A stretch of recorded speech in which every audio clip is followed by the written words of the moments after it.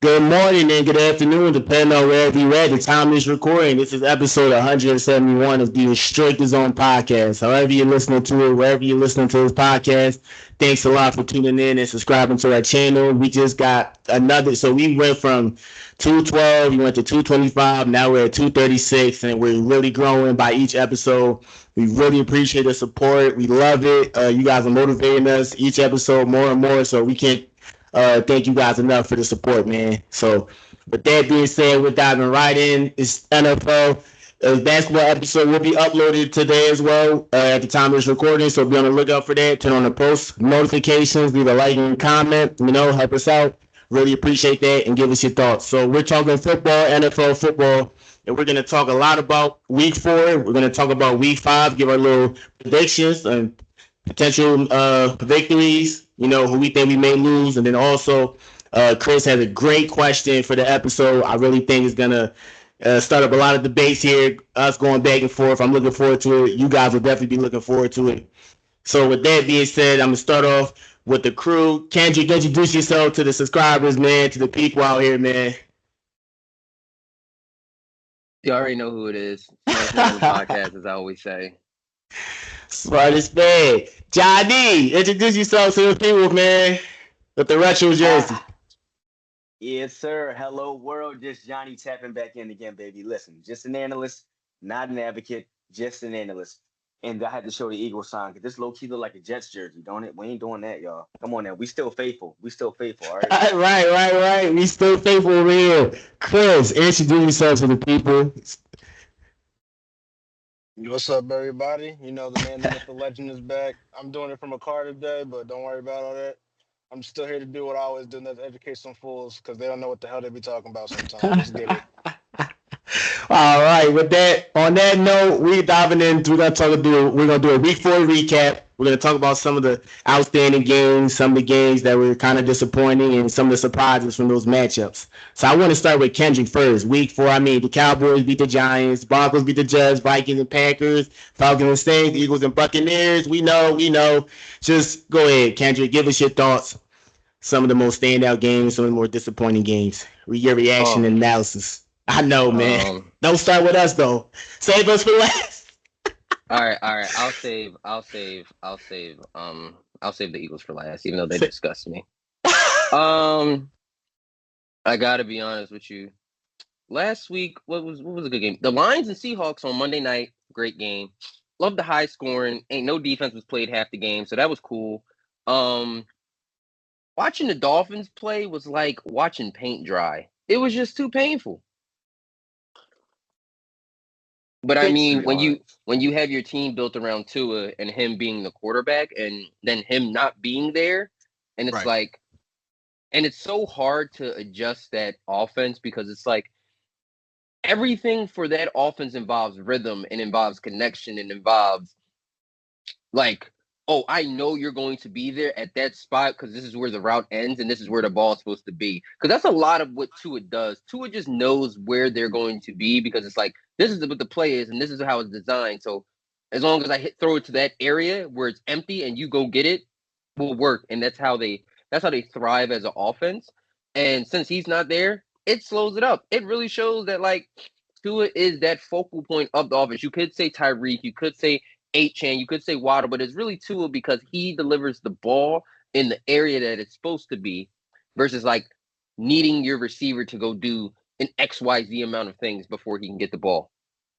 Let's see. What else? Honestly, the Commanders. I got to say the Commanders. Commanders, okay. Jaden Daniel, that team, I got to be honest, they're missing like maybe they're missing a couple pieces. They're missing a couple of pieces for sure, but they're not far from being legitimate. I'm saying they get it. They better if they make their secondary better, and then they bring in. Because I don't want to discredit Scary Terry. I don't want to discredit Terry, but if they can go get like another great receiver, I'm stressed a division rival and just as a conference as well, because that what Jaden's doing, he's hooping and he's just outperforming like almost all the rookies, basically, like outperforming all the quarterback rookies that are starting and playing. So it just goes to show you that, that, hey, the Commanders are serious. And then to round off my thing, to talk about the Eagles, I guess I have to talk about them. I don't know. It's just watching dog shit. That's like, I feel like that's what I've been watching for like the first 4 weeks. It's just dog shit, honestly. Because it's like, we lose A.J. Brown. Okay, fine. That's a hit. But we still have Smith, Goddard, Dotson, Saquon. I'm feeling okay. Why did we regress as an offense? With the play calling, the decision making, and all of those things. Granted, I let week 1 turnover slide because it's like, all right, this is actually their first time playing in an actual game. So it's like, I'm expecting a fumble, interception, whatever, fine. I'm not expecting it after week 2, after week 1. I'm not really expecting, like, interceptions happens because it's not always the QB's fault, which is a fact. Even though they get blamed for it, it's not always their fault. But it's ridiculous that we are still seeing bad decision-making, bad play calling, and it's just like we're not doing anything because it's like now, and then when we lose Smitty, that's a hurt piece because now we really lost our basically our second number 1 receiver, and it's just like now we're not going to use the receivers we have. Why do we have Dotson, and they're not getting him the ball? I think he's top 10 in creating separation.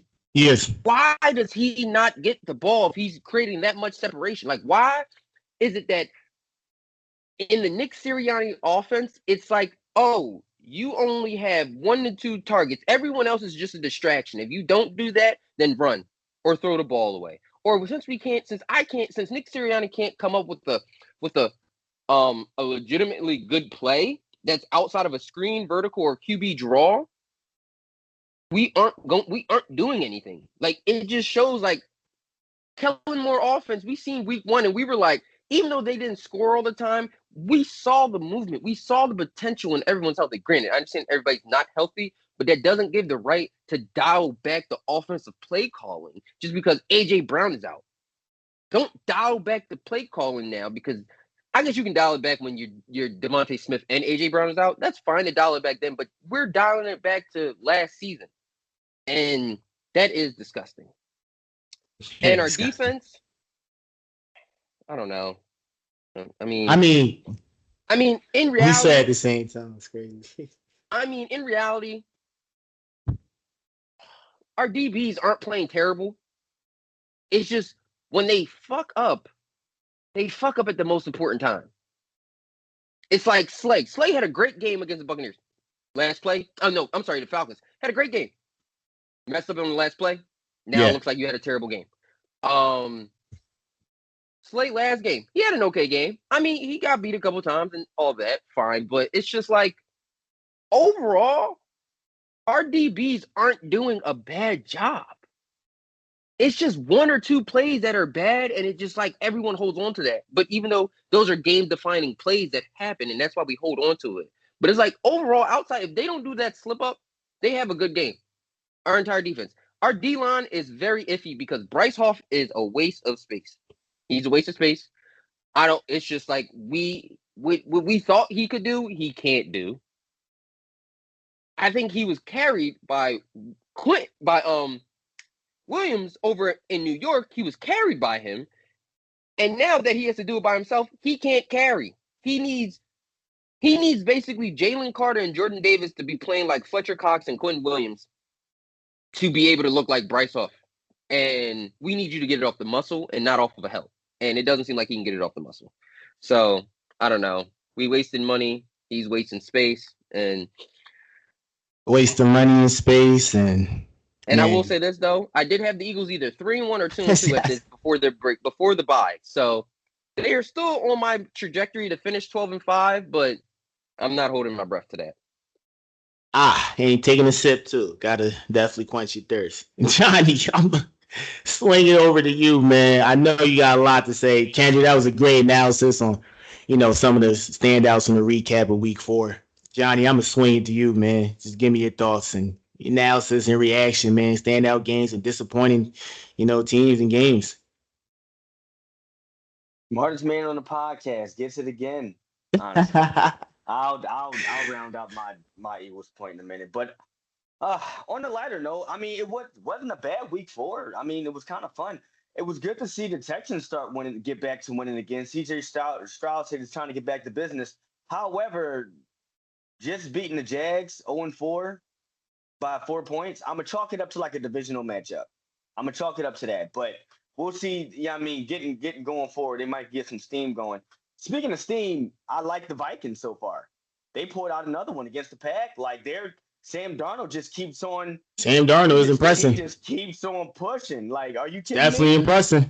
Like, man, I always used him as like one of my prime examples of quarterbacks being forced to start too early. And yes, he was a high draft pick, so you have to start early. But I always felt like he could have been a late bloomer. And and on the Packers side, did Jordan Love come back too soon? Maybe not, maybe so, because Malik Willis had a little streak going.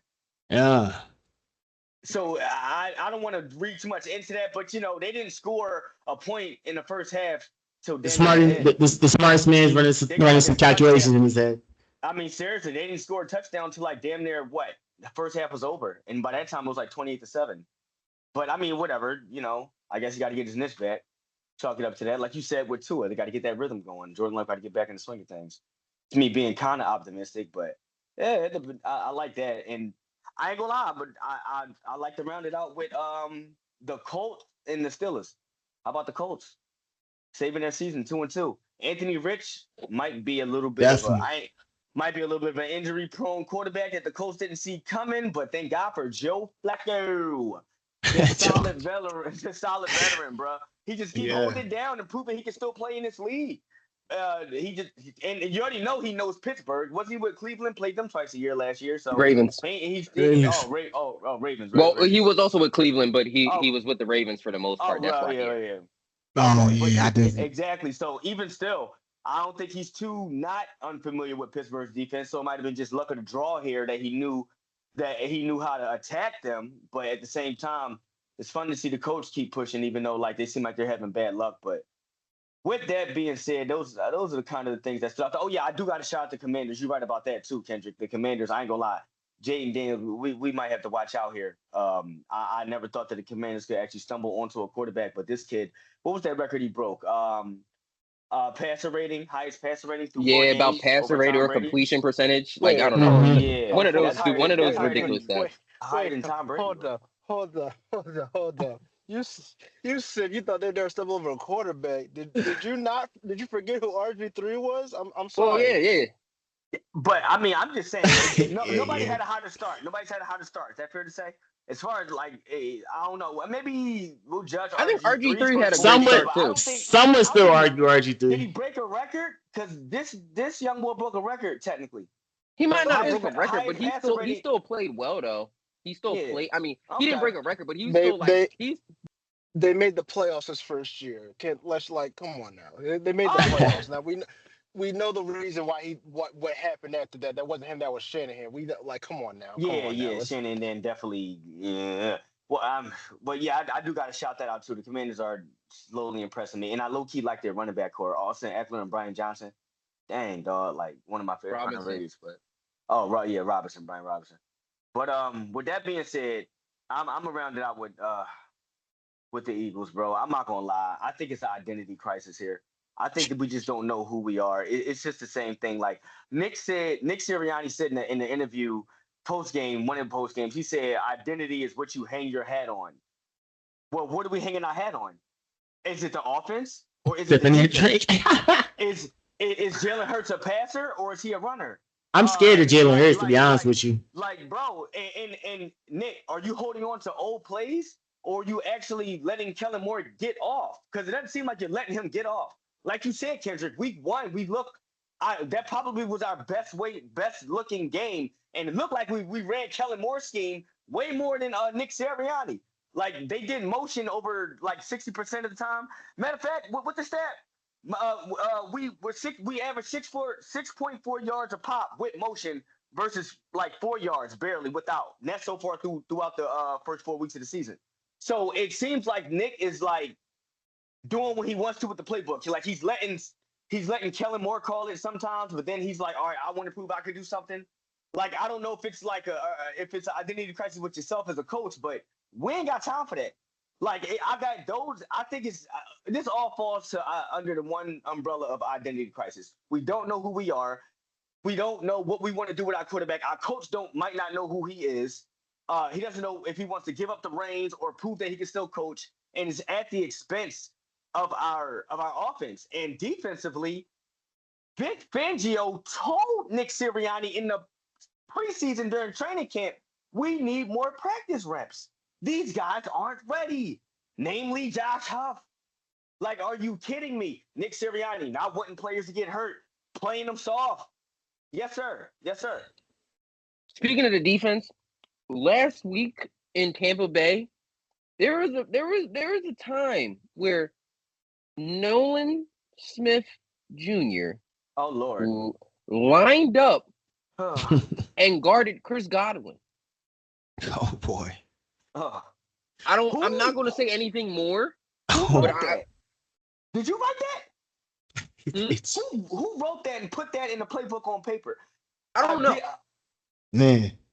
And I was just about to talk about the Falcons game when Bryce Huff got stuck by a backup tight end for 6 seconds and couldn't get off the block. Like I went to that game. I sat there and watched him get pancaked by a backup tight end. Not Kyle Pitts. I don't even know who this guy was. But I'm just like, this is story.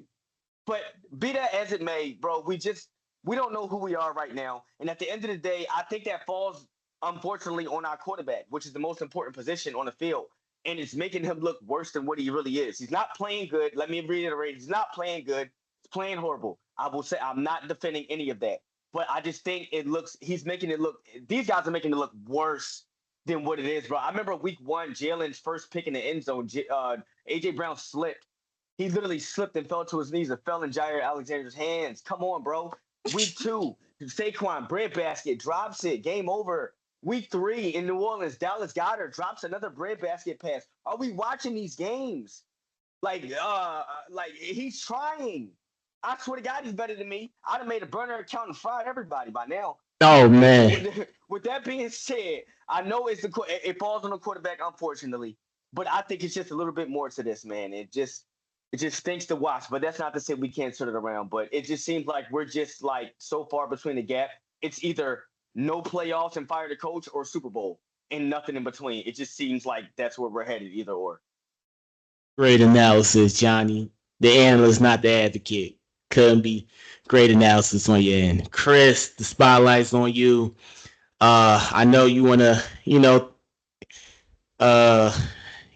a lot of thoughts on, your team came away with the victory. So that was nice. I mean, yeah, I do have a lot of thoughts. So, I'll get into it in a second. Y'all basically touched on, all the matchups that were intriguing to watch this weekend. I told people about Jane Daniels. I told y'all before the season started, I got him for Offensive Rookie of the Year. I think he was the most exciting player in college football. And this doesn't have to do with the fact that he won the Heisman Trophy last year. It just has to do with the fact that he literally reminds me of our RG3 as a short version. He's not doing anything spectacular, but each week he's improving, and it goes to show with his completion percentage. Like he only had 2 incomplete passes the entire game against the Bengals. Now the Bengals defense, for whatever we want to talk about, they're a good defense on paper. They just played down the competition a lot, and he broke apart that defense, rightfully so. After Cam Taylor-Britt said something about him. Talk smack about it, like this ain't college, this ain't like talking about that. And you saw what he did out there. Terry McLaurin looking like he's gonna have another great year, finally having an established quarterback right there. The Commanders are doing their thing, and I don't think they're gonna be in the running for the division this year, but next year they can make some noise. With the Vikings, I jokingly after week 2 said Sam Darnold would be comeback player of the year. I'm still jokingly saying that, but I'm starting to become a little bit more serious about it because I don't know what Kevin O'Connell has done over there in Minnesota with Sam Darnold, but he looks nothing like the project QB he was with Adam Gase. And we got to shout out Brian Flores. We have Got to you. shout him out. Because how do you lose your best pass rusher in Daniil Hunter and still have a very top 10 defense on that field? Yeah. Really, and they really didn't make that many moves to their defense. The only notable move they really made was signing Stephon Gilmore, who we all know is past his prime. But the defense is still strong over there. I mean, you got to shut him out. Y'all already talked about the Eagles, so I'm not going to beat a dead bush. Y'all been saying it over and over again. I thought the game was Beat him. funny to All watch right, bro. All I thought the game was right. Beat him. hilarious. No, We I got too still, many All thoughts about I it's got still too many room thoughts left. about I got too many thoughts about my own team right now. I'm not even focused on That's them. all I right. got to beat Oh up I got to Lord, beat up Jay. on The some I got to beat up on some Raiders are in the Oh, building. I got to beat up on somebody else real quick. Now, all yes, right. we won the game. That's cool and all. I'm happy we won. And to be fair, I'm not even mad about the news coming out that Devontae Adams wants to get traded. I'm not even mad. Okay. I was just about to get there. Rightfully so. This should have already happened. We should have already gotten this done already. And I only blame one person on the fact that it's gotten to this point, and that's Mark Davis. I think now, Mm. since Dan Snyder is no longer in the NFL, the two worst owners, and we can argue this till the cows come home, is either Dave Tepper, and most people probably say him. So if he's 1A, Mark Davis is 1B. And I'll explain why. Fair. And Jerry this is Jones not just, up and there. who? Jerry Jones not up there. Hey, man. Sure, we can put Jerry Dan Jones up there, Snyder. but Oh, I'd really? rather You say throwing Dan Snyder up there, right? He's not an owner no more though. Yeah. Still, yeah. bro, that was a legend. I mean, you if you want to throw Jerry Jones up there, you can, but I'd rather have Jerry Jones in my order than Mark Davis. And Really? Oh, okay. Who's the owner of the Panthers? but here's why I'm just so frustrated just about this whole thing. So I'm just gonna go back in time a little bit, just a little bit. It's not gonna be long, so I'm gonna go back in time. We moved to Las Vegas in a move that nobody in Oakland liked at all. Nobody. Now coming to Las Vegas, we knew it was going to be a different environment. We knew we were going to have some growing pains, and I expected that because by that point in time, we had lost Amari Cooper. We found a gem in Darren Waller in free agency, but we literally had no defense outside of Max Crosby, who was improving every year to becoming the great defensive talent that he is. We had no receivers, so Derek Carr was out there with just a young Josh Jacobs, who also was improving year by year, and just some people that just knew how to run around. They could have picked him up off the street or something. I'm saying that because I don't think any receiver from that first year in Vegas is currently on the NFL roster outside of Zay Jones. I literally just saw a highlight reel of Brian Edwards when he was in the Raiders, like literally a few hours ago. I have not heard that man's name since he left the Raiders, and he was our WR2. So we get to a situation where we have a decent year. We somehow make the playoffs, overcoming a lot of adversity, a lot of bullshit during that year. And Derek Carr shows me the great leader that I always knew he was and why I had faith in him as the Raiders quarterback. He was not the best, but he could get the job done. And that's why I appreciated him because he was able to get the job done under a lot of scrutiny, under a lot of shit. The Henry Ruggs situation. We That's had true. the That is true. the Arnett Gunn situation on live. The That's fact that true. John Gruden, all those racist emails came out. I didn't want to talk about the Gruden and You Mayors got us. era because they folded outside of finding Max Crosby, which was lucky. This to me is when shit hit the fan. We made the playoffs. We had Rick Bisaccia as interim head coach. Now I completely understand not wanting to bring him back as the head coach because he really wasn't a head coach. But I said multiple times he should at least be on the coaching staff in his previous role or a promoter role because of the job he did. He didn't call shit for us during that playoff run. He didn't do a damn thing, but he kept the team level. And that's what I need in a head coach. But for some reason, and I don't know why, Mark Davis has fell in love with the New England Patriots over these last 10 years. Why? I don't know. And that's what frustrated me. So we get to this offseason, the 2020 offseason, when the AFC West start making all these big moves, these crazy moves. And we end up getting Chandler Jones, who at the time I thought was a decent pickup, but I said it's not enough. We need more. And we saw how that turned out. And we picked up Devontae Adams, the key piece that I thought we needed. The reason why I was so hyped on Devontae coming in is because he loved Derek Carr. And the reason he came over here was to play with Derek Carr. And in that first year with Derek Carr as the quarterback, Devontae statistically had arguably his best year as a receiver. And this man was a four-time Pro Bowl, first team All Pro multiple times before he came to the Raiders, and he just had his best year. Same year, Josh Jacobs is the leading rusher and first team All Pro. Max Crosby has arguably a Defensive Player of the Year kind of year. And you know what I just saw back? We start out the season, I think after the 10 games, we were 3-7. 3-7 with all that talent on our roster because Mark Davis decided that the best coach to run this new organization was Josh McDaniels. Now, at the time, I was okay with I was skeptical at best because I was like, he didn't do a damn thing in Denver, but at the same time, he didn't have the talent in Denver that he has in the Raiders offense. So I said, okay, maybe we got something. You got two Pro Bowl receivers in Renfro Adams. You got Darren Waller, who was top 3 when he wasn't on the sideline or in the blue tent half the damn time. You had Josh Jacobs, and you had not a great quarterback, but a good quarterback that can get the job done. So how in the hell do we regress when we add more talent? And that's what confused me about this whole thing, which is why so early on I was done with Josh McDaniels. I wanted him to get gone. So we just get through this year. I didn't want to talk about how the fact that they basically ran Carr out of Las Vegas, which was absurd. I never wanted that to happen. But why? Because it was the head coach the first year. He wanted, quote unquote, his guy. Let's get to that offseason. We have a chance in the draft to trade up to get C.J. Stroud. C.J. Stroud. There was a trade in place with the Texans to move up and get the second overall pick. And we weren't going to give them anything crazy but future draft picks.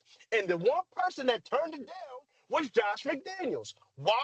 Who the hell knows? I wish I could tell you. Jimmy G was free. My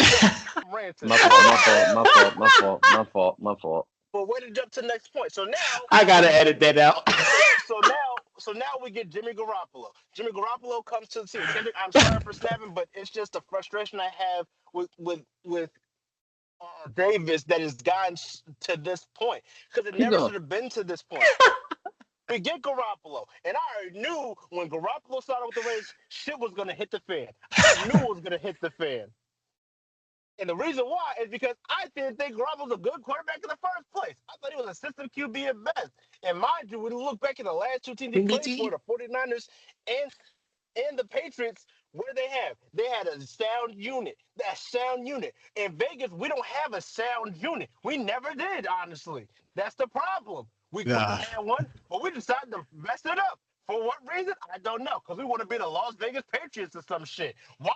I don't know. Didn't make sense to me. The best thing that came out of Josh McDaniels was that he got Jacoby Myers. Because I like Jacoby Myers as a player. He is a really good player.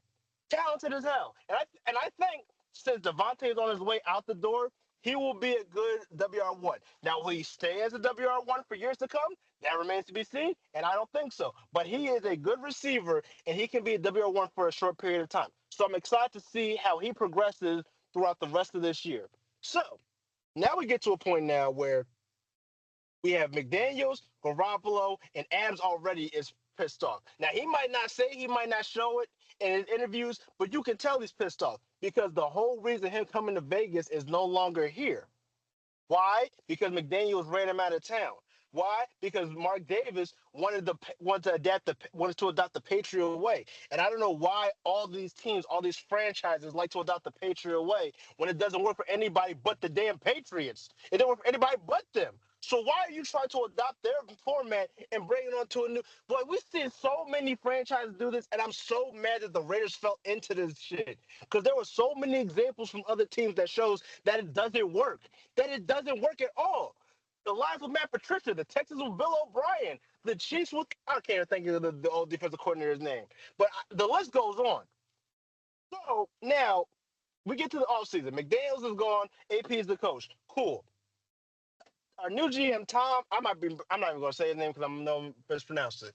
He goes throughout the entire offseason saying, we're not going to trade Devontae Adams. We're not trading him. Now, at this point in time, I'm like, he's got to have one foot out the door because this is not what he signed up for. He did not sign up for to be a part of this mess because, once again, we had the buildings, we had the foundation of a sound unit when Rick Bisaccia was the interim, and we decided just to blow it all up just because. I don't know why. So now we get to the point now where they're ignoring calls. They're not entertaining phone calls. They're saying we want to keep Devontae. We want to keep Devontae. So my question is now, why do you want to keep Devontae knowing that our QB situation is horrible? Is I don't even. It's dog shit. I'm sorry. It literally is dog shit. Why do you want that? You know why? You know why Devontae would have stayed if we had picked up a quarterback in the draft like he wanted. But we couldn't because the team wouldn't trade up with us. So you made the effort to try to please Devontae. You couldn't. That should have been the sign right there to say, okay, it's time to get you out of here. It's time to make some moves. Now, again, I saw the writing on the wall before it's even happened. When Gardner Minshew became the starter, I was like, what the hell are we doing? And Aiden O'Connell can't be out Gardner Minshew. What the hell are we doing?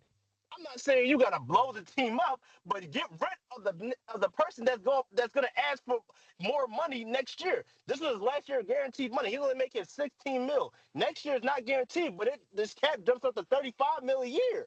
We can't afford that, and we're gonna go out, if we're gonna put a team on the field that could at best be 8 and 9. We can't do that. So why do you ignore phone calls all season just to say 4 weeks in, yeah, I think it's time that we got to trade Devontae? I don't even care about AP liking the post, whether he did it on purpose or by accident. I don't care about any of that. You knew at a certain point in time, it was time to get rid of Devontae. It was best for both parties if he left because we went through this since he came here and we started losing each week. Devontae should be traded. Devontae should go here. You know how many rumors I done read, I done heard since Devontae came to Vegas? You know how annoying that is to wait to literally to go on my Twitter feed or whatever the case may be and see more Devontae trade rumors? It was getting annoying. I appreciate the fact that Devontae turned him down. I did for a point in time, but then I was like, bro, come on. I'm a fan. I'm a fan of you, Devontae. You know you deserve better than being in Vegas right now with what's going on. It's crazy how when we finally got the defense looking somewhat respectable, the offense now looks like shit. I don't understand how that works. It used to be the other way around, but now our defense is okay when it wants to be, and our offense sucks. So the fact that Devontae asked for a trade, I think it's about damn time. I'm ready for it. But at this point in time, it's like I don't think the Raiders are going to go anywhere until Mark Davis sells the team. But this guy's head so far up his own ass that he can't see that. He can't see straight. I'm so tired of this man trying to be like his dad when you're not gonna be like your damn dad. Be your own damn man. Why can't you do that? Why? You saw the mistakes your dad made. You saw the mistakes your dad made later on in his life, and why the Raiders were horrible since 2002. You saw that. And you're going to try to do the same thing? Literally the same thing. I'm glad Devontae wants out. He needs to want out. He needs to be traded right now. Tomorrow. I would have gone before we play on Sunday. I want to go before we face the Broncos because it needs to happen. I need that distraction gone so we can just focus on football. And then let's just go into an all season. And when the draft comes, draft the QB. I don't care where the pick is. I don't care how we finish this year. Just draft the QB because you know what you got in office is not working. Anything else, I really don't care about. I just want a quarterback for the future. I need Mark Davis to understand that you doing what you're doing is not helping this team. It's pushing them back more years. Literally, we are wasting great years of Max Crosby for nothing. Literally wasting years. We wasted Josh Jacobs and decided not to bring him back when he was the best running back we had since Darren McFadden. I've seen 4 weeks of Zamir White. He is not good. He is not starting caliber in the NFL. Not. He's about to lose his spot to Alexander Madison, who was a backup for Dalvin Cook last year until Dalvin Cook left. Like, what are we doing here? Seriously. We have all these weapons on offense, and we don't know what to do with it. Luke Getsy, the offensive coordinator, why the hell is he even here? I wish Cliff Kingsbury took the job. I see why he left. He didn't want to deal with Mark Davis's ass. I don't want to deal with him either. It makes sense. I know I went on for longer than I wanted to, but it's just the fact that Mark Davis he doesn't realize how incompetent he is. Until he gets his head out of his own ass or gets rid of the team, and the ladder's going to happen before the first thing does. We're always going to be mid at best, and that sucks. And that really sucks because we have the personnel to be a good team. We have the personnel to be a competitive team. We have the personnel to be a wild card caliber team. And you always can build off of that. But we can't build on nothing when the owner's the same one sabotaging us. It doesn't make any damn sense. I'm tired of this shit. A powerful rant, Raiders fan, Chris. Powerful rant, Raiders fan, Chris. Kendrick, you wanted to input your thoughts. Do you still have those thoughts swimming in your head right now? Do I have those thoughts still forming in my head? No, honestly, Chris, listen, I'm sorry that you have to go through that. Truly, I apologize. I want better for the Raiders. I do. Truly, this isn't a joke.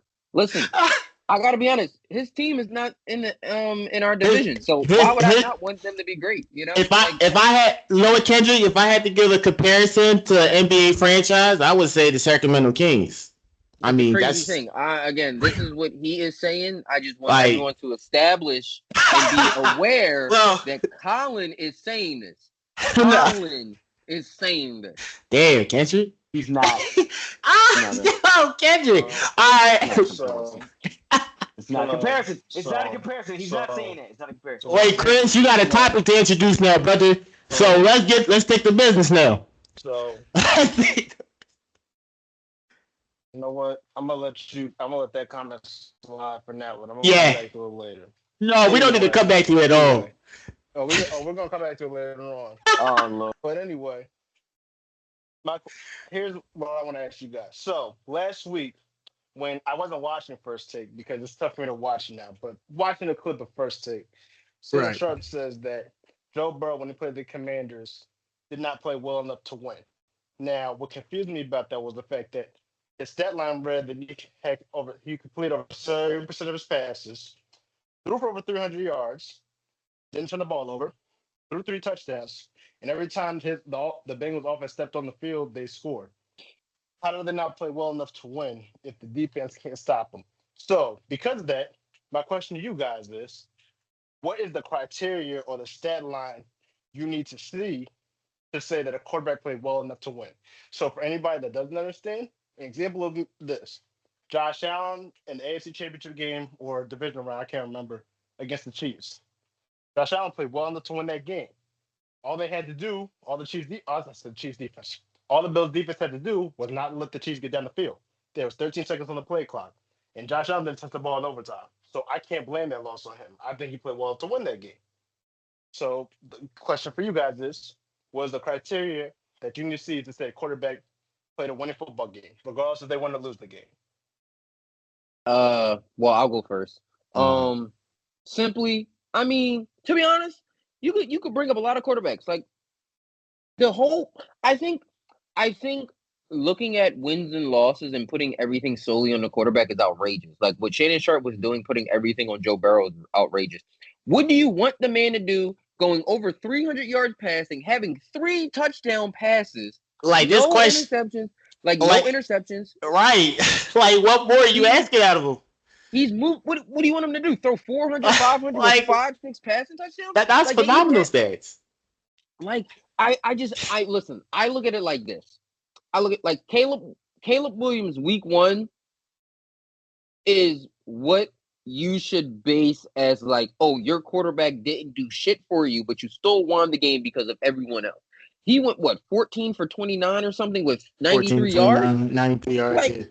Like he didn't do nothing, but they won that game solely based on special teams and defense. He didn't do nothing. What Joe Burrow did, what you just brought up, what Jared Goff does on a daily basis, what Brock Purdy does on a daily basis, what Dak Prescott does on a daily basis for the most part. I can't say Jalen Hurts because Jalen Hurts is just, I don't know. You can't throw him in those conversations no more.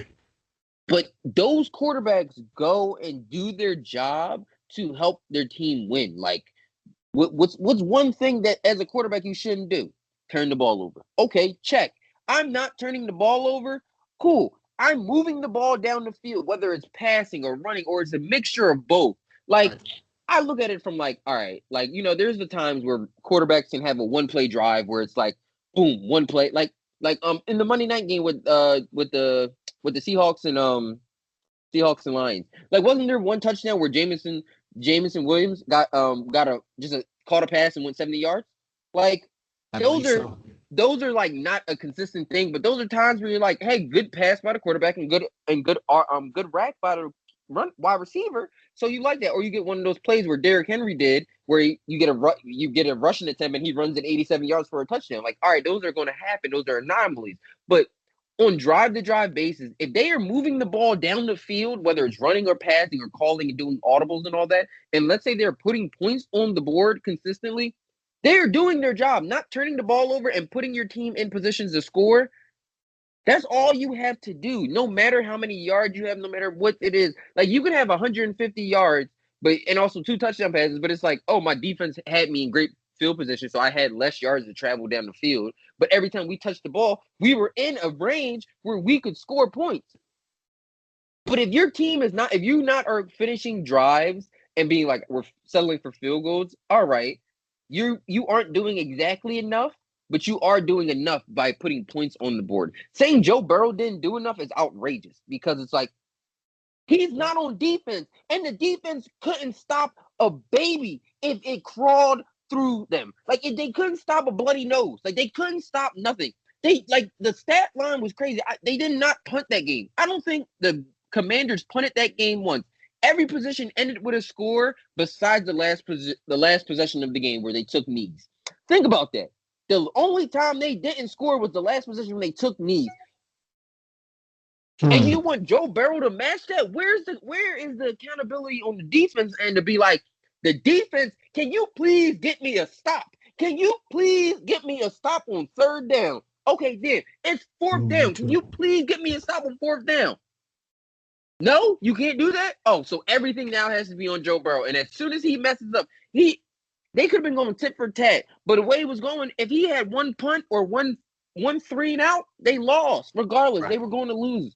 And granted, I could understand there was the second quarter where it was like 14-6, where they got 2 field goals in the red zone. All right, fine. Okay, the defense on the Commanders did a good job. Granted, the Bengals defense didn't do nothing. They allowed touchdowns. They broke. They didn't bend. They didn't bend by being like, all right, we'll allow a field goal, whatever. We'll let y'all have the 3 and not give up the 7. They constantly gave up the 7 until the last possession of the game, where they were like, oh, we are up. We won. It's cool. Let me take this knee. Boom, boom, boom. Call game. You might as well run the clock. Like, come on. Like, there's certain things where it's like, it's glaring obvious that the quarterback isn't at fault, but you have to blame it on the quarterback, even though the quarterback's not playing defense. So you can't put, when the defense is completely dog shit, on what the quarterback's doing. Just like how you use Josh Allen. That game, the defense had 13 seconds to stop Patrick Mahomes, and they did not do that. Josh Allen looked at him like, bro, what was the point of me going out there if you were just going to just allow him to walk past, just allow him drive down the field? Like, how do you allow a team to get down the field in field goal position, in field goal range in 13 seconds, and then be like, it's Josh Allen's fault? All right, that's tough. Like, we have to be. Listen, I understand quarterbacks have to take accountability for majority of things, but we can't put everything on the quarterback. We can't. That's just it's outrageous. It's like, oh, they hand the ball off and the running back fumbles, and that's the detrimental reason why we lost. It's not the quarterback's fault that the running back fumbled the ball. Oh, I threw a perfect pass to a receiver and it hit him in his chest and he dropped it, and that was for the game. Like, come on, bro. Nobody blamed Nick Foles when Alshon Jeffrey dropped that slant. We looked at Alshon Jeffrey like, how you drop it? We definitely gave him hell. We definitely gave him hell. So it's like, we can't pick and choose because of the caliber of player they are. If a fact is a fact is a fact. Like, you got to call a spade a spade. The defense lost them that game against the Commanders. Point blank, period. There's nothing else that lost them the game besides the defense playing like absolute dog shit. Nothing else. So it's like, as long as you don't turn the ball over and put your team in position to score, you're doing your job as the quarterback. And seriously, I mean, that's the most important thing, is not turning the ball over as a quarterback. I mean, when you point out Joe Burrow's stats, he had a QBR rating of 88.2, and he threw for over 300. I mean, that's phenomenal stats. I mean, like Kendrick said, what more do you want for a guy to do? You know, how much? So the quarterback position has always been the toughest, the most criticized position. I always say the QBR kind of gives like a baseline if you really want to pinpoint the stat, but it's really hard to pinpoint the stat. But just not turning over the ball, honestly, would be the greatest point right there. But the QBR for me is kind of like a baseline. At least gives you a baseline of where you could kind of. It's just so many stats you could go from. I'm gonna just probably go with the QBR. That's like the baseline at least, and then you pretty much go from there. What Kendrick said, just don't turn the ball over. And I mean, when you play as phenomenal as Joe Burrow's doing, I mean, seriously, what more can he really do at that point? So it's tough, man. Go ahead, Johnny. Right. Yeah, this is a little bit tough to judge and gauge, but Kendrick honestly said it best. He basically said the definition of the name of the stat line that I picked. See, do me a favor, shout out Joe Burrow's QBR again, 88.2. So 88.2 was his QBR rating. I'm a fan of, so I get QBR. It definitely is a baseline on how you judge how a quarterback plays throughout the game positively. It doesn't, however, it doesn't count towards when they get sacked, if they fumble the football. It doesn't count towards if they rush to north and get their team a first down to positive yards. It kind of doesn't contribute. Some stats that shouldn't, some stats that should. It doesn't really. It kind of all. It gives you a baseline, right? I feel like this stat. What's it called? It's called total QBR. That's literally it's literally a stat called total QBR. That literally I call this the full court explanation of how a quarterback personally is played, because the definition of a total QBR is it's a stat that measures a quarterback's total effectiveness and performance. That includes passing, rushing, when they get sacked, penalties that they personally cause, touchdowns, and turnovers. And also I feel like that matters a lot because it's a lot of garbage stats that get added to QB stats that boost their rating higher than what it should, and it gives like a false depiction.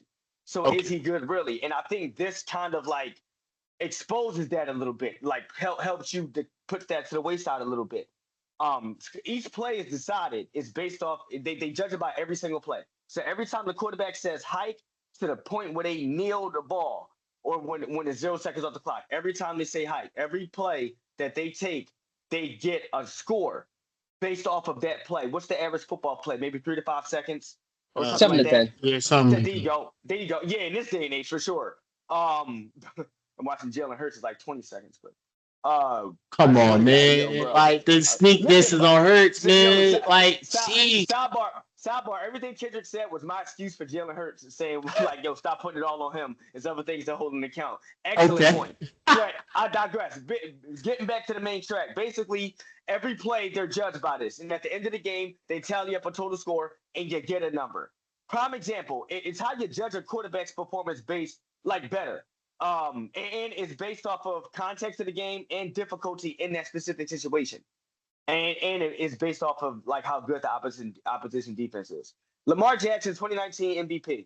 He had a QBR rating of like 113. I think it was like third in the league and whatever. But he won the MVP based off of his total QBR, which was like an 84, 85. And that's like every single game he consistently put that number up. That means he specifically played against his competition better than the other quarterbacks did, based off of like sports science to the best of their ability or whatever. I ain't gonna fraud. It's the most specific way to judge a quarterback for me. And I like total QBR. It's basically the definition that Kendrick just explained. And it's like a more in-depth definition of what Colin likes QBR, which is a baseline view. Total QBR gives you like a full court distinction of a quarterback's like performance. Fair. Great analysis. You want to throw something, Kendrick, before we go into the last topic of the episode? Yeah, just like overall, like, I don't know, like we see quarterbacks play well and then they still lose. Like, this has been a common theme in the NFL. This isn't going to be the first time. This isn't going to be the last time where we see a quarterback put up 300, 400 yards, 3-4 touchdowns, and they lose the game. Why did they lose the game? Their defense isn't doing nothing. Or it could be that one play. Running back fumbles. Oh, receiver drops a pass. Oh, receiver drops a pass that leads into an interception. We've seen balls go through players' hands and right into the defensive hands. There was one interception that I see Jalen Hurts get that went on his stats because it hit Goddard. It hit Goddard's back foot after he dropped it and it bounced right into the cornerback's hands. Like, what do we like? There's certain turnovers that aren't really like that should be really drastic. Like, especially like if it's the end of the first half and they're throwing a Hail Mary and they get an interception, I'm not taking that as like, oh wow, he threw an interception in that game. When was the interception? When did it happen? How did it happen? What was the thing? If they get an interception with 3 seconds left and it's in the end zone for a Hail Mary, they didn't get an interception to me. That's not a real interception. Patrick Mahomes throughout the first 4 weeks has an interception touchdown ratio of 5 and 6, or he has a touchdown interception ratio of 6 and 5. Kirk Cousins is 4 and 4. Like, come on, people. Like you got to look at how watch the game and watch how it's played. So there you go. All right. So Chris experiencing some technical difficulties on his end, but we're going to keep the episode rolling. We're on the last topic anyway, so this is pretty much got it. All right. So we're going to talk. Listen, NFL game tomorrow, Buccaneers versus Falcons. We're going to give our predictions, a little bit of a preview of who we have coming out on top, Week 5, man. Week 5. But Buccaneers and Falcons tomorrow, 8:15. Listen. This is tough. I'm going to say to you. Who home? Falcons at home. Falcons at home. Now I'm like, what you got, Kendrick? I'm just swinging to you. It's tough. Falcons at home. I got it. I think I'm going to go with the Bucs. Okay. They're 3-1. Falcons 2. I think they need this win, though. So I think they're going to come out. They need this win. They're ready. I mean, every team needs a win though. Like unless they are in like solidified in a playoff spot, they need a win. But I just see the Buccaneers is because I honestly like. I think it's Kurt. I also don't think they're. I think they don't have that connection yet. I think it's been improving week to week, but I don't know. Tampa Bay is just like. And that's the thing. Tampa Bay could go out and show their ass, but they can also go out and dominate. Like, and that's the issue between having Baker Mayfield as your quarterback. It's too inconsistent, and that is my issue. As seeing Baker go through the league, my issue has always constantly been his inconsistency. Because it's like he can go out, give you 300 yards, 30 yards rushing, 3 touchdown passes, maybe a rushing touchdown, no turnovers, but then the next week he could go like. He could have a terrible completion percentage, turnovers, and not move the ball, and only has to settle for field goals. And it's just like, bro, I understand having a bad game, but why is it every third game you're playing terrible? There's no real consistent. He is consistently inconsistent, and that is the issue. But I'm still going to take the Buccaneers. It's going to be a close game. I'd probably give it 28-24. 28-24. Okay. Johnny. 28-24 on Kendrick. That's the predictions. Buccaneers, who are you rolling with? Well, I will say I love the respect that Baker Mayfield is getting. I've said in a previous segment last year, I had Baker Mayfield as a dark horse to have a good season, and it kind of shot me in the foot because he extended that good season against my Eagles in the playoffs, and he extended it again against my Eagles this past Sunday. But I think, the point I've said before still proves that Bake can bake. I've said this. I've always said this. Bake can bake. He definitely can bake. Yeah, for sure. And they got, and I've always, that Todd Bowles defense, the way they just come at you. I love Rashad White. Mike Evans seems like he's got another burst of energy. Falcons. Falcons. All right. Okay. Bijan Robinson. I like Kirk Cousins. I like primetime Kirk Cousins. See, we used to laugh at Kirk Cousins after 1 o'clock nowadays. I believe in the alter ego. Kurt Cobain's is what the Atlanta Falcons, Atlanta faithful has been calling him. Crazy. Gold chains. He put those gold chains on him on primetime night. Knock it off, man. He just plays better. No, I like Bijan Robinson. I like knock it off.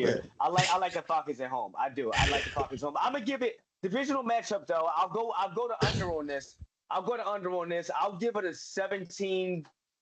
I'll give it a 17-14 or 2017 or 2017. But let's go 2017. Let's go 2017. I'll be surprised if the Falcons put up that much at home. but I'll go 2017 because Atlanta, their offense does play better in the Georgia Dome. So. All right, can't wait for the Week 5 recap, man. We're still on in Week 5, man. We're gonna turn it up to the Jets and Vikings. They play 9:30 a.m., so I'll definitely probably be asleep during that time. But hey, Jets and Vikings. Johnny, I'm just keeping it on you. Who you have winning? Game predictions. I mean, listen. Come on. Rodgers, you got to win, right? You got your behind kicked by Broncos defense. It will. And Vikings too. Yeah, he got the Vikings coming. Oh, it's in London. It's London. Okay, yeah, but Aaron Rodgers. Speaking from your standpoint, he's got to win. They got to win this game. Based off that performance that they played at home against Denver, where he was sacked over 5-6 times, and he came up limping out that game. Chalking it up the wear and tear, he said on his podcast. But at the end of the day, this is a game they need to win. They should have beat the Broncos, so this is a game they need to win. Going into a tough. They home. Who's home? I think right. Well, there is NFL Vikings. The Vikings are the home team in London. Right. Yeah, they're the home. It don't matter. So it's neutral at that point. I want to go with the hot streak. I love Sam Darnold. We just talked about how he's playing out of his body this year. Justin Jefferson, we already knew he was God, and he's still playing like God. I ain't gonna lie, yo, that's going to be an interesting matchup. Jair Alexander tailing Justin Jefferson. Of course, he's going to have help. That Vikings defense against that. Make your choice, my boy. Jets. I got to go with Rodgers. I'm going with Rodgers. I says he bounced back. Veterans and good teams don't have losing streaks. I'll take the Jets in this one. Okay, Jets. Breece Hall runs amok. Oh, what's the score? Breece Hall runs amok. Jets prove they can score again. Let's go 24-14. 24-14 Jets. Kendrick, the spotlight's on you. What's your thoughts on this game? I gotta be honest. Go ahead. I'm praying on the Falcons' downfall. No cap. Nothing personal, but it's just like one of my coworkers, they're a Vikings fan. It's nothing personal, but it's a Vikings fan. And one of my coworkers is a Vikings fan, and he getting a little too much dip on his chip. And I'm like, bro, shout out to your coworker, man. Yeah, hopefully he sees this. Shout out to him. You still a Minnesota fan. Let's dial it back. But I'm going to say the Jets because honestly, I think Aaron Rodgers is pissed. I think Aaron Rodgers and Robert Saleh going to work out their differences and being like, yo, bro, like, what are we doing? I'm Aaron Rodgers. I know how to play football. I won games by myself. With me, myself, and I making the plays. Listen, trust me. I got 4 MVPs. I have a Super Bowl. I got all these things. Trust me, bro. That's what he's looking at. Like, trust me. Like, all right, if we win or lose off of me, fine. I'd rather that than trying to be like conservative and you be soft. No, bro. We gonna win by me or we gonna end up losing by me. One or the other. It's like I'm okay with it. I can bear it. I'm 40 years old. I've been in the league for almost over 20 years now. Like, let's be serious. Come on, let's be serious. But no, I do got the Jets. Overall, I do think this is gonna be a close game. Right. I do think it's gonna be a great game. Even though there might be I think they might be a little lax off the time change as well. So I'm gonna give it 24-21. And it's going to be a great game via that secondary. Because what Justin Jefferson going to do and what Garrett Wilson going to do, we're going to have to find out. We got the Ravens and Bengals. Listen, man, I'm going to swing to you, Kendrick. Keep it on you since you the last one to answer. Ravens and Bengals. Tough game right here. Tough. I mean, Bengals 1-3, Ravens 2-2, but that's still going to be a high-level, exciting game. Divisional game, those are always tough. And let's be for real. Bengals at home. Bengals at home. Oh, I'm thinking Bengals. And listen, I'll tell you why. And I'll tell you why. Listen, how many years? Joe been there? What? 4 years now? Joe's 4 years. It's fourth year. This fourth out year. of that, and then he missed the entire second year because of his ACL, right? He missed the entire. Yes, he missed his. No, his rookie year. No, he his tore it second in year. the middle of his rookie year. He tore in the middle is when he missed the following. I mean, he came in 2020. He came in 2020. So that's 4 years. Yeah, 2020. Okay, listen. In those 4 years, has the Bengals ever gotten off to a good start? Oh, I can't. Not that I can remember. That's what I'm saying. Like, not that I can remember. Like, I don't. That's what I'm saying. Like, I'm not really taking this bad start from the Bengals to heart because honestly, we it's the same thing almost every year with them. They're gonna start out 1-4, 0-3, yada yada yada, and the next thing you know, they may squeak out a win between this like 5 to 7 period, 5 to 8 period. They might squeak 2 wins out of this and be like, I don't know, the Bengals still looking iffy. And then next thing you know, they run off like 6, 7 games in a row where they just win. And we're like, yes, that's the Bengals. Yep, that's Joe Burrow. And like, so I'm looking at this like, if they lose, they lose. But if they win, then we're going to see Joe Burrow be Joe Burrow and the Bengals be the Bengals. But we are still seeing the Bengals be the Bengals because them getting out to a hot start, I don't think is actually realistically possible. I just don't think that's just how they operate. Like they start out slow every year since Joe Burrow got there, and then almost every year they've been in the playoffs. So it's like the one year went to the Super Bowl. Like we've seen bad starts for them, and they ended in the Super Bowl. We've seen bad starts from them, they still end up in the playoffs. We've seen bad starts from them, and they end up being 1 or 2 in the division, being fighting, dog fighting. So it's like, I'm going to have to give it to the Bengals because I think now they're about to start hitting that groove. They hit that groove last week with the against the Panthers. They just folded. But I think they're going to start hitting that groove, and I think they're going to start making some things move. Oh, boy. Man, listen. Johnny's keeping on you. Spotlight's on you. Who do you have winning? Bengals and Ravens, man. Listen, at the end of the day, Kendrick, he's right, 100%. The Bengals always have rough starts to the beginning of the season, and it always seems like they just have that stick-to-itiveness, that blue-collar mentality, Cincinnati, and they just figure out a way to pull it through, bro. And at the end of the day, they still got their main core pieces together. Like he is still there. They still got Jamar. He's still him. Joe Burrow, he's maintaining his health. And at the end of the day, that defense always seems to get fire at the end. But this is still the beginning of the season. So we'll take Lamar Jackson for the dub on the road. But I do believe that they will get it together. But they, like you said, they are one of those middle of the pack second half teams. And we are not in the middle of the pack or the second half yet. I believe they still continue to struggle. I think Lamar Jackson stays hot and stays with that mentality, stays with that. Why are you going live on Instagram? We need to stick to business mindset into this divisional matchup. AFC North, get your mouthpiece and have the first aid kit on the side. Because whenever the AFC North goes together, you feel every single one of those hits. But with that being said, I do believe you, Kendrick. The Bengals get it together. Middle of the pack, second half of team, but we're still in the first half. So I think the Ravens still take advantage of the Bengals still trying to figure it out. Mute, Colin. Man, thanks, Kendrick. Thanks for the point out. Listen, Johnny, great analysis. I'm looking forward to that game probably the most, if anything. Colts and Jaguars. Kendrick, swing it to you. Who do you have between the Colts and Jaguars 0-4? Jaguars at home. Jaguars at home. I like to think they get a W. Because going 0-5 is crazy. County?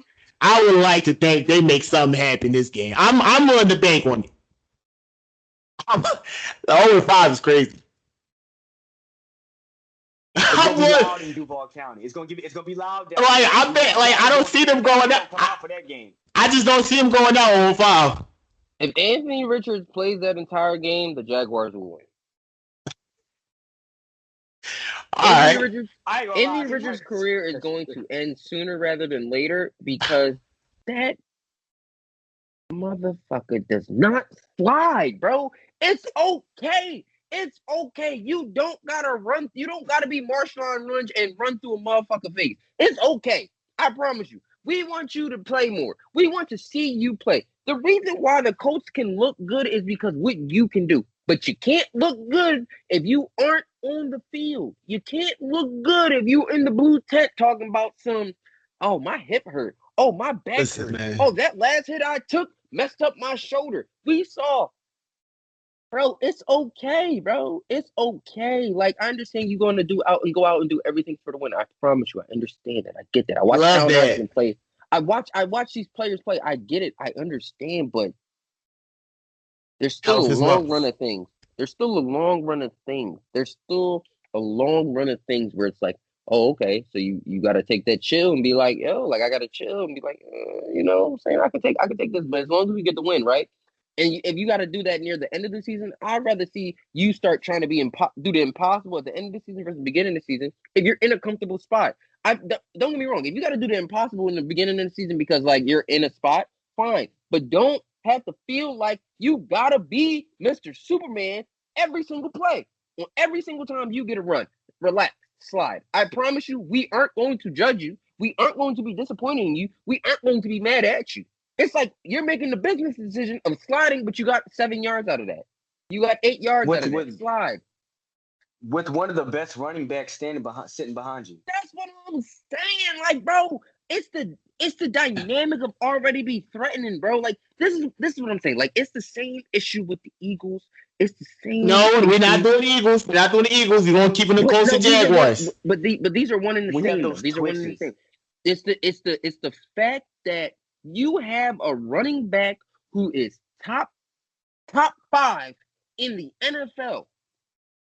Granted, you can run. We like that. We want that. We want that element out of it. But you don't have to put the entire running game on your back when you got a top 5 back right next to you looking like, bro, give me the ball. I promise you I can knock out 5 yards. I promise you if I get one good block, bro, I'm taking it to the crib. And this is what I'm saying. Like, this is why it's like, pay attention. Look who you have around you. It's okay. You have Jonathan Taylor. Bro, what are we doing? But yeah, as I'm saying that, I say Jags. It's going to be a close one. I'm giving it. Johnny, what's your thoughts? Yeah, bro. Doug Peterson's on the hot seat. He's hearing these threats, bro, and he's not going for it. Duval County's not having it. Trev Lawrence, Travis Etienne. I like Jonathan Taylor. They stacked the box on him, and they make Anthony Richardson prove himself. I think they take it. They go ahead and take it. It's one of those must wins. It's one of those because they weren't supposed to start off like this to begin with. Absolutely. Yeah. So that's that. Let's go Duval. So still Duval. All right. Dolphins and Patriots, both 1-3 at Patriots though. Oh, great. Let's go. New England. Yeah. I'll lead off, see, but go ahead. Who you got? Yeah, I'm going with the Patriots. What about you, Kendrick? Patriots and who? Patriots and Dolphins at Patriots. Yeah. Dolphins. You think they get it together? You think because Tyreek Hill did have like 6 receiving yards in the fourth quarter. That is just sad, bro. And he ain't got nobody throwing the ball. Like real. They got to simplify it. They are a team that has to simplify it. They have to. Just get the ball. Just get the ball in your playmaker's hand. That's all. We don't overcomplicate it. Yeah. Just get the ball in your playmaker's hands. He can play running back. He had a bunch of rushing yards last week. All right, we're gonna focus on more of the interesting games because some of these I'm looking at week 5. They're not very appetizing. We're gonna start with the Bills and Texans, man. They're both 3-1. That's another match I'm definitely looking forward to watching. Bills and Texans. I might be watching on 2 different TV screens. At Texans too. Kendrick, clock's on you. What you got? Texans or Bills? The MVP. What's the score? What's the score? What's the score? What's the prediction? Yeah. I'm looking at 28-20. All right, Johnny. What we talking? Right? Yeah. What's Josh Allen? 7-0 touchdown to interception ratio so far. We just keep saying, we just keep taking receivers away from this guy. Mahomes can do it, bro. Oh boy. I think CJ Stroud and those guys get a learning lesson at the crib. I think they get a learning lesson. You just barely beat the Jags that came off of 0-4, bro, in their crib. I need more impressive wins from these guys. Yeah, I'll give you that. But I need more impressive wins. You got to show me something. And this will be the game where CJ Stroud grows up. I think we'll see some growing pains here and some signs of potential. But yeah, I gotta go with Josh Allen right now. That boy's just I ain't gonna fraud. Like I can't name his QB style. Like he runs over you, throws through you. Yeah, he'll give anybody can get 50 yards with this kid. So yeah, I'll take the Bills. What's the score? I got we'll give it Texans at home, 28 points. 34-28 Bills. 24. All right. Love it. Love it. We're going to give respect to the Raiders fan who had a powerful rant earlier. Raiders versus Broncos. There you go. Nobody said listen, Johnny, I'm going to keep the spotlight on you. At Broncos, who do you have winning? Come on. Spotlight's on you, buddy. Bro, Raiders Broncos? Raiders and Broncos at Broncos. Broncos going to hot streak, man. Broncos go ahead on the winning streak. So I'm assuming. Are you saying Raiders are losing? Raiders gonna lose, bro. I'm sorry. First of all, the Broncos keep slipping the drink, can't you? It's what they did. They got momentum. They just beat Aaron Rodgers. Those cats they got a little momentum going on over there. It's kind of fun over there in Denver right now. It's kind of fun over there right now. Analysts got a little bit of swag. Carlos Sutton is waking up. Okay. The analysts. I'd say not an advocate, just analyzing. All right. All right. They coming in with the most momentum. All right. What's the score prediction for you to hit the Kendrick? It's gonna be ugly. Oh boy. I'm talking.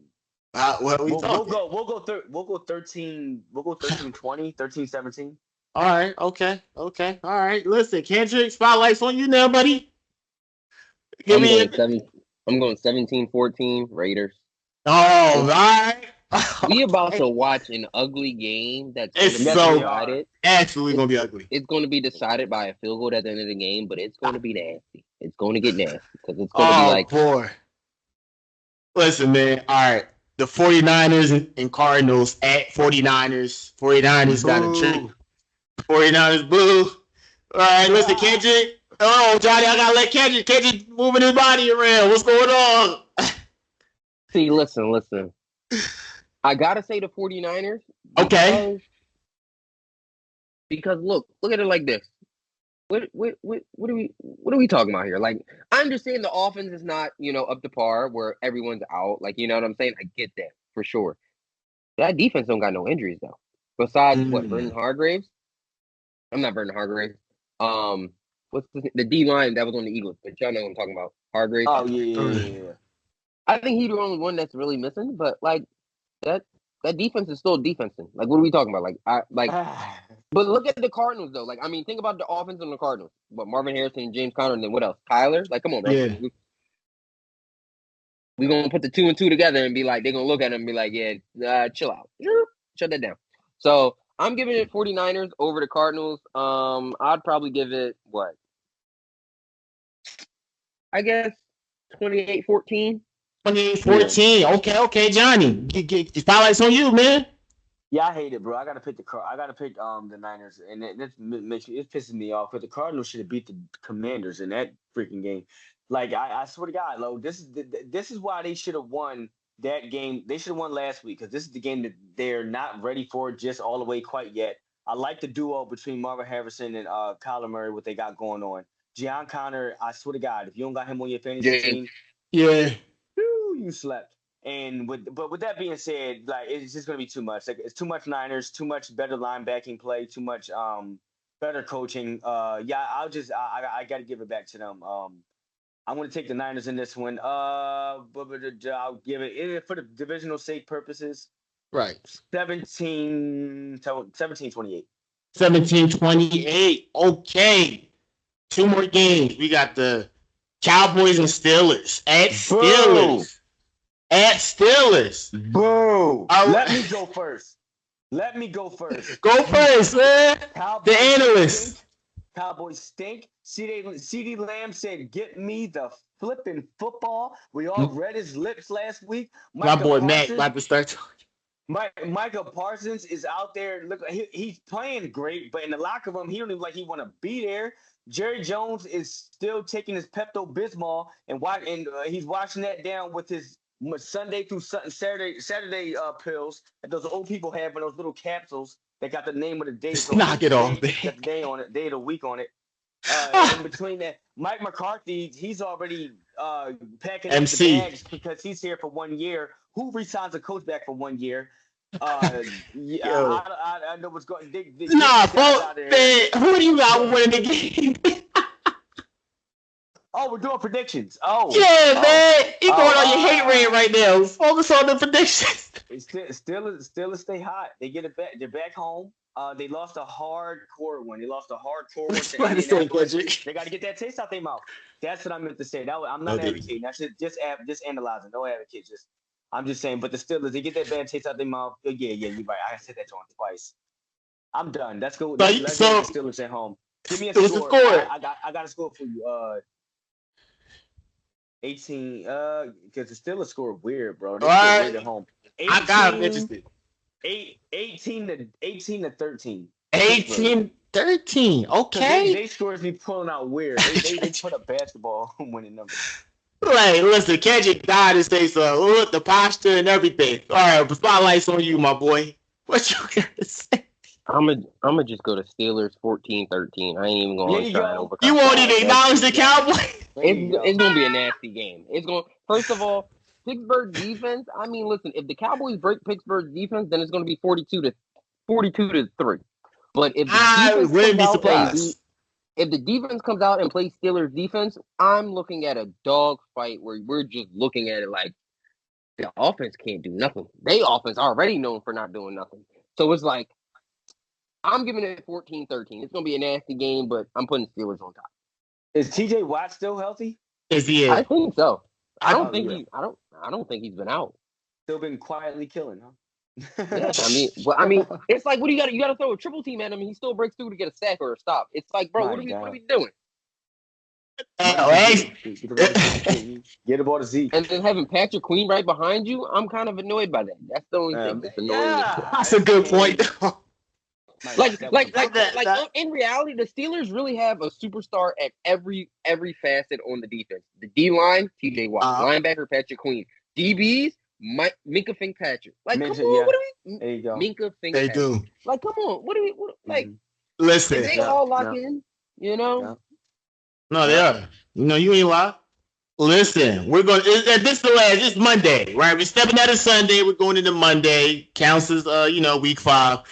Ooh, boy, Saints and Chiefs at Chiefs. Johnny. I can't bet a bet. Oh, my fault. No, go back. Let Kendrick go. He already started. What you about to say, Kendrick? I can't currently bet against Patrick Mahomes right now, especially against Derek Carr. And, we saw what the Derek Carr did against the Philadelphia Eagles. Chiefs have a good defense. You're going to find a way to throw Eagles some kind of way. You and Johnny. Y'all find a way to throw them in there. Every time. I'm just it goes back to pain. We got those twitches. Look, but no. I'm just saying, like, from the sense, like, the Chiefs have a great defense. The Eagles have a good defense. The Eagles do have a good defense. Look how that game went. I'm expecting that, but I'm also expecting Chiefs to be a little bit better because they still got Patrick Mahomes running the helm. No matter who they got, throwing the ball, but if they can make some catches, they can make some magic. All right, Magic Mahomes. All right, what's the score prediction then? 21-10. 21-10. All right, Johnny, talk to me, man. Spotlight's on you before we end it off. Absolutely. I'm gonna pick the Chiefs at home on primetime for fear of Taylor Swift fans alone. I don't want them to come to my house, and I do not want them to follow me to my job. And I do not want them to hurt my family. Knock it off, man. I will be picking Taylor Swift fans. Are you hearing this, Swifties? Hey, man, I don't want no problem with you guys. At home on Monday night, okay, guys? Swifties. I want to wake up tomorrow. So, yeah. No. I mean, whatever, bro. You gotta go with Mahomes and Travis Kelce. Even without Rasheem Rice, like tearing his ACL and being out for the year, these guys always find a way to just next man up and that's just go back to coaching, bro. It's just I'm not going to go too much into that, but at the end of the day, we know what it is. And by the way, I hate still picking Patrick Mahomes. He's 6-5 on touchdown to interception ratio this year. But we still know better to understand who he is as a player. You don't underestimate. Jalen Hurts did the same respect. Yeah, Well, back to the Eagles. Well, no. Well, see, man. See, Kendrick, yo. We're still picking Pat Mahomes. Listen, I get it. We still know better. Like, why do we know better, bro? Like, but anyway. All right, you know what? All right. This is one question. I got to score 31-17. 31-17. All right. Well, now, with that being said, that concludes episode 172. If you guys stuck out for this episode this long, we really greatly appreciate if you guys sticking out this episode as long as you did. You're still here with us. Earlier, I made a mistake. If it crossed my mind, I said 171 at the beginning. It's episode 172. If you're around for this episode, if you are, we greatly appreciate it. Hopefully, you enjoy this episode as much as we enjoyed recording this episode. Chris, Johnny, Kendrick, appreciate you guys. Love every single one of you guys. Hopefully the fans enjoy this episode as much as we enjoyed recording this episode. Definitely, you can stay tuned with all new episodes and updates of the Restricted Zone podcast. Leave a like, comment, and subscribe. We got 2 episodes dropping this week at the time of this recording, so please turn on the post notifications. Be on point. Show some love. Give us your thoughts and opinions. We appreciate it. Follow us on Instagram at Restricted Zone Pod. So definitely DM us. You can follow us individually with the link below, all our Instagram. So check us out. DM us some questions, topics you want to talk about, and we'll definitely go ahead and cover them. Have a great day, everyone. Enjoy some football.